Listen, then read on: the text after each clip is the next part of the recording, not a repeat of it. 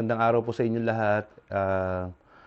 Today, nakita niyo naman, pinost ko to. Marami kaming ilaw and mga fans, portable fans, and mga power stations. May power bank din kami. Pero dati talaga nagsimula lang kami sa isang headlight na ganito. Ito yata yun. And then, of course, isang power bank. Hindi pa ganyan kagandang power bank. And mga fans, dito kami nagsimula sa fan na ito. Pero dito na siya, dumami na ng ganito karami, no? Pero kung tatanungin niyo ako kung anong paborito ko dito na ilaw sa dami na ito pa yung paborito ko, yung Zenith Loom. Bali nabili ko to sa Gorilla Outdoors. And makikita nyo, no, yung practicality nito at sa functionality, natatanggal siya. Itong ano, so tatlo yan natatanggal. And you can turn this. Marami variations ng ilaw nito. Yan, 6 variations.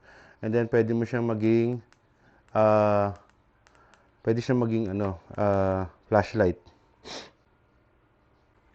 And then ito pwede siyang maging poste, no? And kung gusto mo na may nakatutok sa halimbawa may ginagawa ka, pwedeng maging lamp table.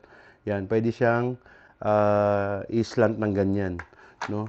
So ito yung paborito namin. Then sa mga fans naman, portable fans, of course, ang paborito namin ito. Hindi talaga siya portable, no? Pero malakas kasi talaga siya, and then magaan lang, and then low lang ang consumption niya, 100 watts lang sa power station, no? So, wag kayong mapapagod. I mean, wag kayong mananawa na mangolekta lang, no? It comes with memories din naman. I mean, ito, kung saan ko na ito nagamit. Itong mga headlamp na ito, kung paano ko siya, saan ko siya sa mga camping namin, kung saan siya nagamit. It serves as memories din, no? And of course,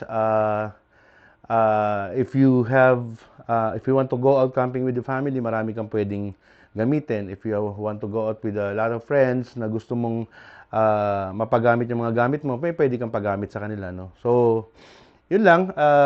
Marami pa po akong tricks and tips, no? So, basically, tips tong inano natin ngayong araw na to. Follow nyo lang yung ating page. Meron din kami mga string lights na ganyan. God bless and thanks for watching.